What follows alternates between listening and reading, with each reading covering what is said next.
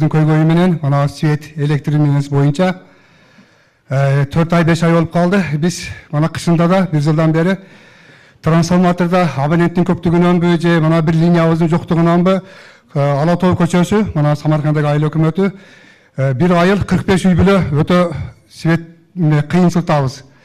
Мана ал насосту иштетсек, бытовой техниканы бирин иштете албай калабыз. Автомат уруп салат. Бул боюнча биз мана Самаркандагы рейске кайрылганбыз.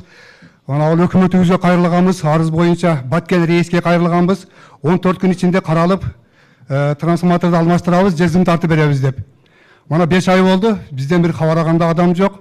Биздин арызыбызды бир аягына чыккан же рейс, же өкмөт, же мана Самаркандагы электр немелери эч кимиси караган болсо, үчөө тең курсу деп мана арыз менен 45 үй бүлө кайрылганбыз. Бизге зым тартып беребиз деген, зымам ошо бойдон калды. Анан биздин трансформатордон коммерческий ишканалар тартып алган.